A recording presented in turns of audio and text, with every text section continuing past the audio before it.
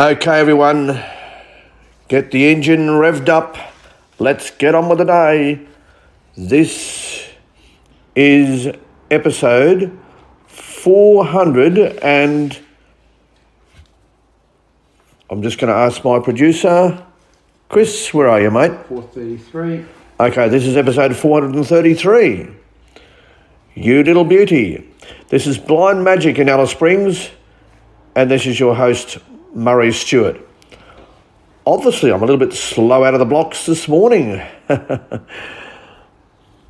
been having a bit of a listen to all of the fallout from the Voice referendum, and there's some very interesting observations that I certainly have made and that I'm sure is not lost on the rest of Australia. Apparently, according to those on the yes side, if you voted no, you're either a racist or unintelligent, or at least that was the utterance before the referendum. So may I reverse that by saying, apparently, if you've got money, it doesn't necessarily make you either intelligent and or in touch with the rest of Australia. Because the areas that voted yes were those teal seats, those virtue signalling seats where all the lefty bureaucrats are, telling us all how to live. And yet they have the least amount of Aboriginal folk living amongst them, and therefore they have the least amount of experience with the real issues confronting Aboriginal people and the marginalised. So the leafy suburbs of Sydney and Melbourne, and of course Canberra, who are the least affected by the cost of living, they should perhaps get in their Teslas and head out to the real world out here in Alice Springs and regional Australia and get in touch with what's really going on. Jacinta Price, of course, Senator Jacinta Price, she got hammered during the campaign, but as it turns out, she is absolutely in tune with Australia. But unfortunately, those who criticised her are not.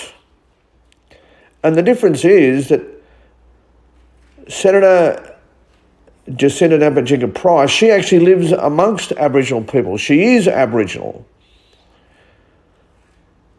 She's here in Alice Springs more often than not. This is her place of birth, and she is absolutely across all of the issues. So the more likely you were to vote yes, the less accessible to the real issues they were and are, which tells me what I've always known, and that is those who wish to tell us how to live, what to say, all they're really doing is virtue signalling, makes them feel good. But in actual fact, they know absolutely nothing about the issues. Those in corporate Australia, the Qantases of the world, the AFL and the Rugby League, those in high places. Really, it was just all about look at me, look at me, look at me. But in actual fact, their lived-in experience was just about zero. So what we said over the weekend to that snobby class is up yours, up yours. Not only do we not agree with you, but you're not really to be listened to. You're now a minority group. And that is absolutely true. But how can you make yourself more informed? Those in Canberra, and in those wealthy suburbs of Sydney and Melbourne, well, as I said, get in your Teslas and maybe find your way out to Alice Springs and get introduced to the real issues with real people. And we'll soon give you an education on what's really going on. And as for this whole idea that this was about all Aboriginal people, well, surprise, surprise, in the areas where Aboriginal people actually live, they voted no. So once again, it was just this patronising language trying to bulk all Aboriginal people together as if they think as one. Well, they don't. They never have, and they never will. Even back in the time before white man's arrival, they had 540 separate tribes. They've never ever thought as one and spoke as one. Never ever. Even their languages were different. And this is where the people in bureaucratic Canberra and, you know, the wealthy greenie types, they are just so out of touch with the reality. They have absolutely no idea what it's really like to live amongst the issues that we all now need to challenge together. They just talk from on high without any experience, without any real knowledge of the facts. I'm not sure how we educate these people though. I'm just not sure. I mean, they're living beautifully, most of them on the government purse, and they don't really appear to want to move out of their little areas to get to know the real issues. So I'm not sure how we actually educate them. But as they looked down their nose and called us racist and unintelligent, well, have they been given a bit of pushback by the Australian people? Now, as I said, they have been consigned to being a minority group. And they're not quite as clever as they thought they were. And just because you have a university degree doesn't necessarily make you across all of the issues at all.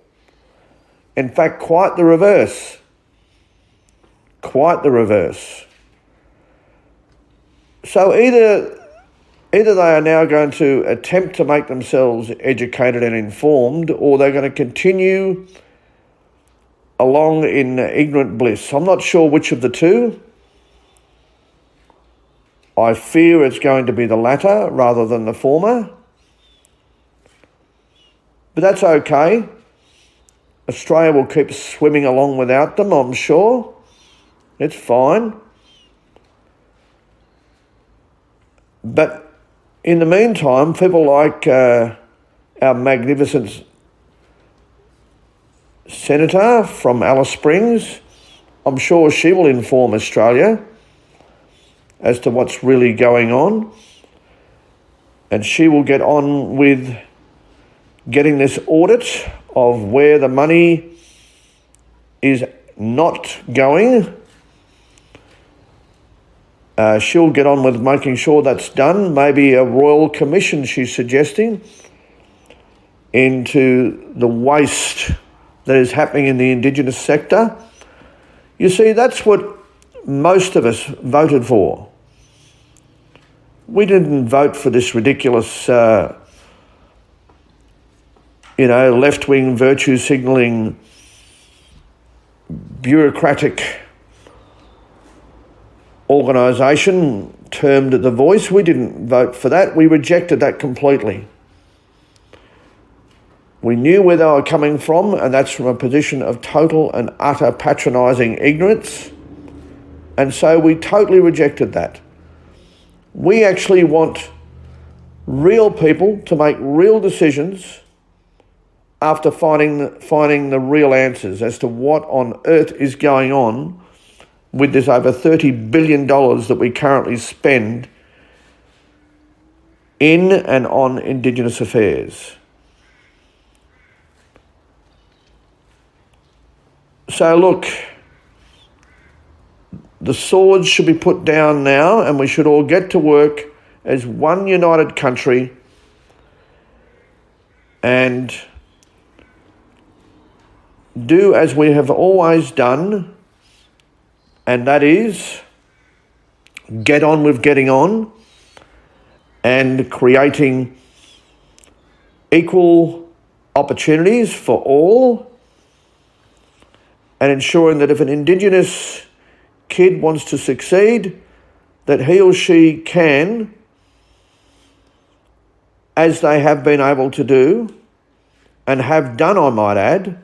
Plenty of successful Indigenous people out there, sports people, musicians, teachers, in all walks of life.